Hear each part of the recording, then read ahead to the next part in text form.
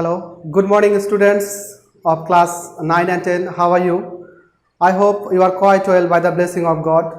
This is me, Mintu Kumar Ghosh. I would like to congratulate you for being with us. My dear students of class 9 and 10, today I would like to discuss with you English first part concerning rearrange. Today, my dear students or my viewers, today we will learn how to write rearrange. আজকে তাহলে আমরা rearrange কিভাবে লিখতে হয় এটা আমরা শিখব। তো if you want to learn how to write down rearrange, my dear students or learners, you have to with me. তো my dear students, তুমি যখন rearrange লিখবে, when you will write rearrange, at the time you have to read the question again and again, because তুমি যখন rearrange লিখবে তখন তোমাকে প্রশ্নটা বারবার পড়তে হবে। প্রশ্নটা what is the demand of questions? My dear students, please, without losing time, let's go to the main topic. And before starting rearrange, I shall give you two questions, and from these two questions you will understand the pattern of rearrange and how you will write rearrange. I will help you. Okay, let's go. My dear students, please look at the board. Here I'm a bit of problem. Please be with me, stay with me. Here now, please, my dear students, look at the board. Put the following parts of the story.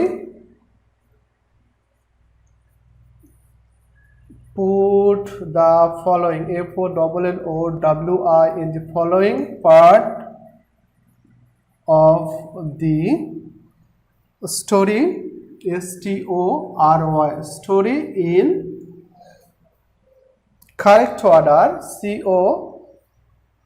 CORRE, correct order. Can you see the board, my dear students or viewers? Here put the following part of the story in correct order. Parts, not parts. Parts. It would be parts. Order to make the whole whole story, STORY, story. Only the corresponding CORRESPONDING corresponding numbers, NUMBERS, numbers of the sentences SENTENCES sentences need to be written, WRITTEN. Here is এখানে আমি তোমাদেরকে দেখো প্রথমে একটা প্রশ্ন দিয়েছি এবং এই প্রশ্নটি আরেকটা অনুরূপ প্রশ্ন তোমাদেরকে অনেক সময় দিতে পারে এক্সামিনাররা, যেটা আমি তোমাদেরকে প্রশ্নের নমুনাটা দেখাচ্ছি। Now I am going to present you the next pattern of the questions of rearrange. Please have a look, my dear students or learners. This pen is not writing well. Now I am going to take another one. Question 1, question 2. Put the following FOLLOWI following. Put the following parts of the story in correct, CORRE is correct order. Put the following parts of the story in correct order and rewrite the whole story, and rewrite, rewrite the whole story again. তো প্রিয় শিক্ষার্থী, নবম দশম শ্রেণীর শিক্ষার্থী, তোমরা এই ইংরেজি প্রথম পত্রের এই রিয়ারেঞ্জটা তোমরা মূলত 8 মার্কের পাবে। এবং দেখো আমি তোমাদেরকে এখানে দুই ধরনের কোশ্চেন দিয়েছি। যেমন দেখো my dear students, just look at the first question. Here I have written, put the following parts of the story in correct order to make the whole story. Only the corresponding numbers of the sentences need to be written. এখানে যে প্রথম প্রশ্ন আছে, প্রথম প্রশ্ন অনুসারে তুমি যদি এটা if you want to write down the rearrange according to the first question, you only need to write down number and you have to write it down in a box. তাহলে তুমি যদি প্রথম প্রশ্ন অনুসারে রিয়ারেঞ্জ লেখো তাহলে তোমাকে কি করতে হবে, প্রথমে আগে বক্স লিখতে হবে, একটা বক্স দাগাই নেবে এভাবে আমরা বক্স দাগাবো, বক্সটার ঘরের সংখ্যা হবে 1 2 3 4 5 6 7 এবং 8। আমরা এই 8টা ঘরের মধ্যে আমরা এভাবে আমরা প্রথম যে প্রশ্ন এসেছে এই প্রশ্নটার বক্স আমরা এভাবে দাগিয়ে নেব। Before writing down the if you want to write down the rearrange according to the first question, you have to write down this box clearly and then you have to give number of the rearrange. Now my dear students, I am just showing you some example, but after completing this I would like to give you example, okay, of whole sentences. তুমি যদি এই প্রশ্ন অনুসারে যদি rearrange লিখতে চাও তাহলে তোমাকে বক্স আকারে লিখতে হবে। কোথাও মনে করো যে জে এ সি ডি, এভাবে তোমাকে in this way you have to write down. আর যদি তোমাকে এই দ্বিতীয় যে প্রশ্ন আছে এখানে বলছে put the following parts of the story in correct order and rewrite the whole story again. এখানে দেখো প্রিয় শিক্ষার্থী, দেখো যে এখানে তোমাকে the question has ordered you to rewrite the whole story again. তোমাকে প্রশ্নটা আবার লিখতে বলেছে। এখানে প্রশ্ন তো তুমি বক্স আকারে লিখবে এবং সাথে কি লিখবে, তোমার যে রিয়ারেঞ্জের যে ঘটনাগুলো তুমি যে বক্সে যে অনুক্রম প্রশ্ন নাম্বার হিসেবে সাজিয়েছো ওইভাবে তুমি প্যাসেজ আকারে লিখতে হবে। এই জন্য একে বলা হচ্ছে রিরাইট দ্য হোল সেন্টেন্স। অর্থাৎ তোমার প্রশ্নে যদি তোমাকে বলে যে প্রশ্নটা আবার পুনরায় লিখতে হবে, রিরাইট করতে হবে, তাহলে তোমার প্রশ্ন 6 নম্বর অর্থাৎ রিয়ারেঞ্জগুলো তোমাকে আবার সুন্দর করে সাজিয়ে লিখতে হবে। আর যদি বলে যে না তোমাকে এটা নাম্বার ভাবে দিতে হবে, এই যে এখানে বলেছে, দেখো আমি তোমাদের ইন্ডিকেট করে দিচ্ছি, দেখো এখানে বলছে যে corresponding numbers of the sentences need to be written. শুধুমাত্র এই তোমার রিয়ারেঞ্জের যে প্রশ্নের নাম্বারগুলো আছে ওইগুলো শুধু তোমাকে তুলতে হবে। তাহলে তোমার শুধু এই বক্স আকারে যেটা আমি তোমাদের দেখিয়েছি এভাবে তোমাদের দেখে দিলে হবে। Now my dear students, I would like to go to the next section. Now I would like to give you an example of rearrange. Now please be ready, my dear students or learners, dear viewers, be ready yourself with me. Now you have to, or I would like to help you to write down such kind of rearrange. My dear students, please give me some time. I would like to whip this out and I shall give you an example of rearrange. Please stay with me, don't go anywhere. My dear students, please stay with me.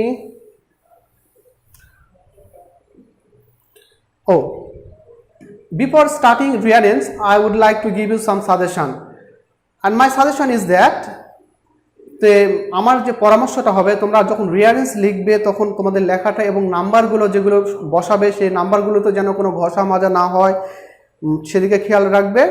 আর এই rearrange মূলত এগুলো ব্যক্তি জীবন থেকে আসে বা ঐতিহাসিক কোনো ঘটনা থেকে আমাদের, that means you can get common rearrange from personal events or historical events. So and in this case, if you want to get common, you have to read and read and read. Please, my dear students, now I'd like to give you example of rearrange.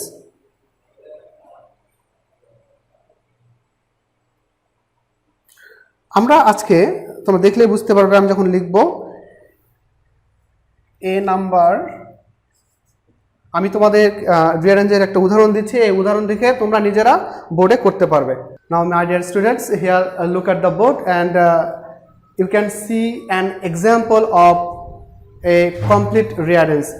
আমি এখানে তোমাদেরকে একটা রিয়ারেঞ্জে পূর্ণাঙ্গ রিয়ারেঞ্জের উদাহরণ দিয়েছি এবং দেখো তুমি যখন এই রিয়ারেঞ্জটা করতে যাবে at the time of solving rearrange you have to understand the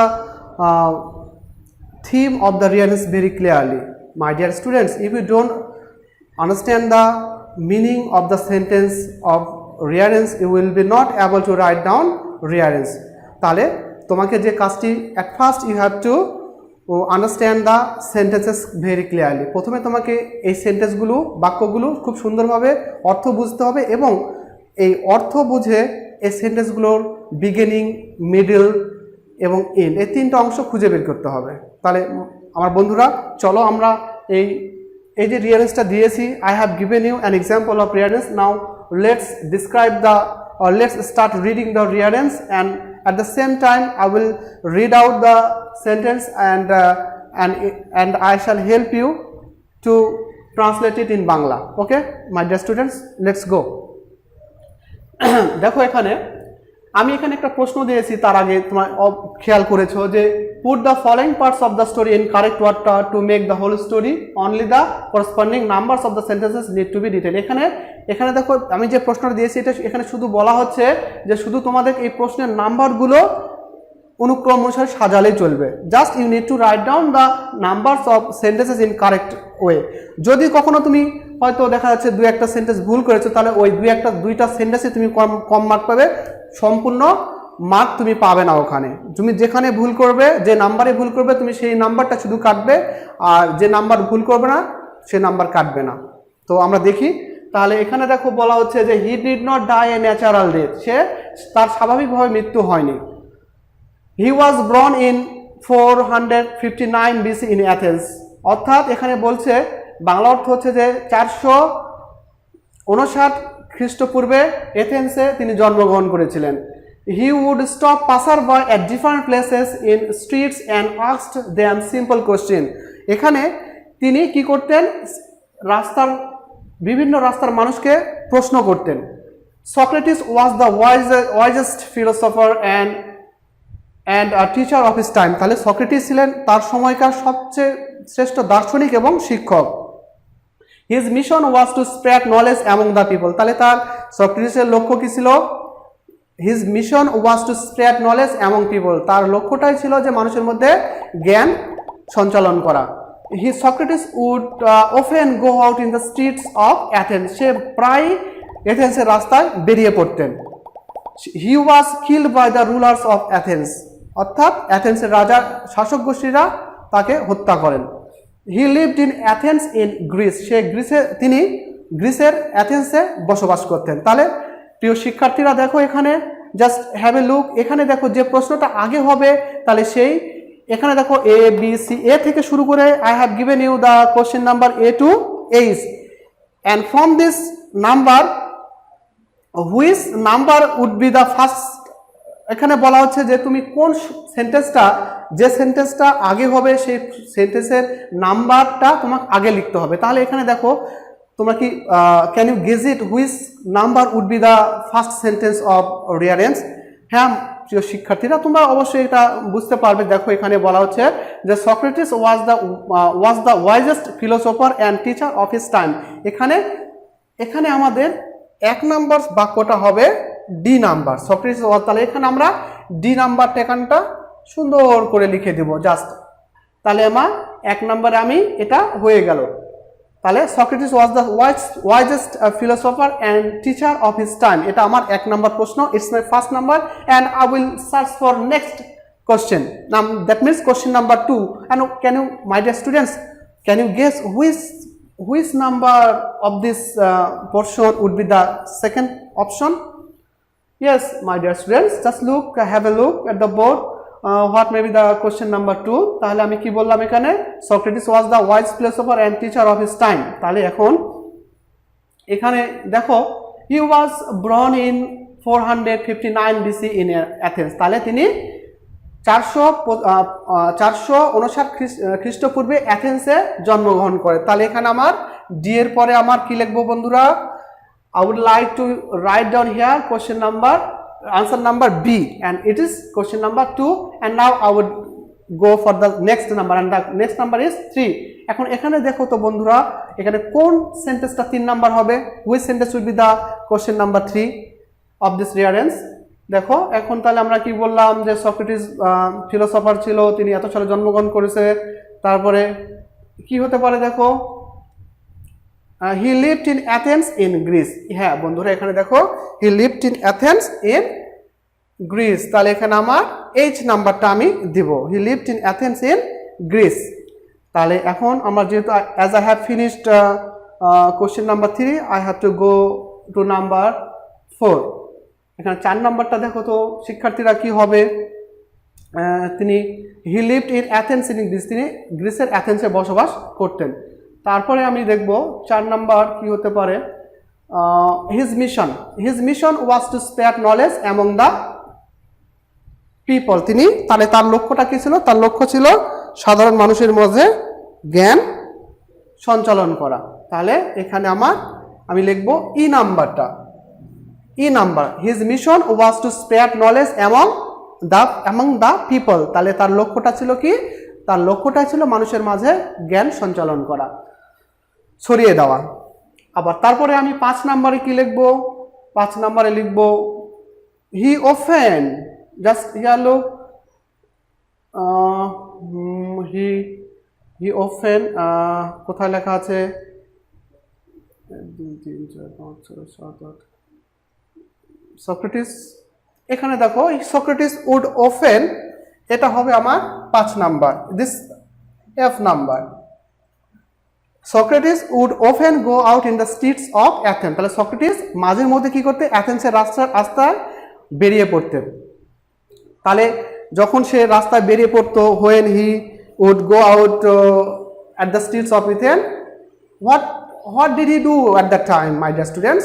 আসলে সে যখন রাস্তায় বেরিয়ে পড়তো, বেরোনোর পরে সেখানে রাস্তার মানুষকে থামাতেন এবং তাদেরকে প্রশ্ন করতেন। তাহলে এখানে দেখো তো বন্ধুরা, which would be the next questions? Yes, my dear students, you are right.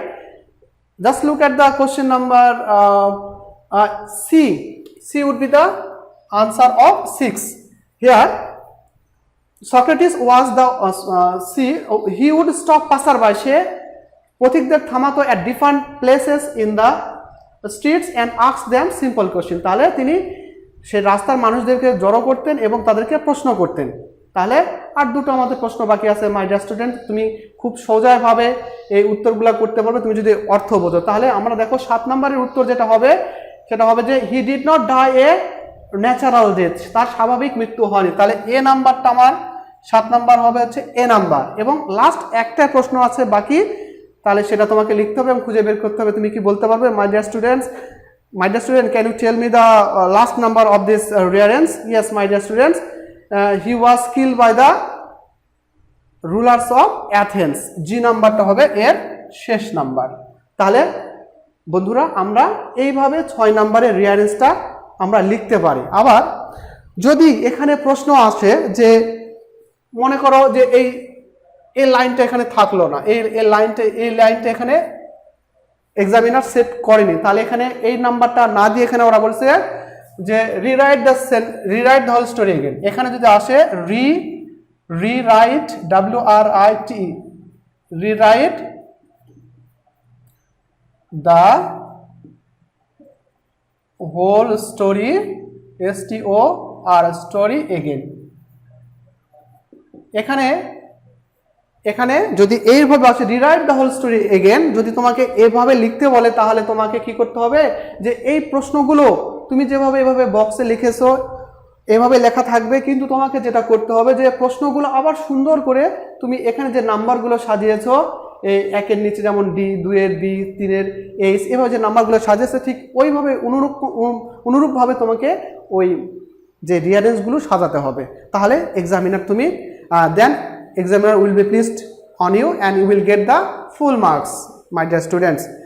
এবং সবচেয়ে বিষয়টা হচ্ছে যে তুমি যখন রিয়ারেঞ্জ লিখবে তখন প্রশ্নের নাম্বার দিবে, যদি মানে কোশ্চেন তোমাকে বক্স আকারে করসপন্ডিং সেন্টেন্স আকারে লিখতে বলে তাহলে তুমি বক্স আকারে লিখবে, আর যদি প্যাসেজ আকারে rewrite the whole story again এইরকম যদি প্রশ্ন আসে তাহলে তুমি কি করবে, তাহলে তুমি বক্স আকারে লিখবে, তুমি গোটা স্টোরিটাও সুন্দর করে লিখে দিবে, তাহলে তুমি you will get the full marks, my dear students. So I am very close to the end of my class, my dear student. Please thank you for being with me and joining with my class, and please stay with me, and please, my dear student, stay at home, read attentively to make a good result. Thank you. Take care of yourself and pray for me. Thank you.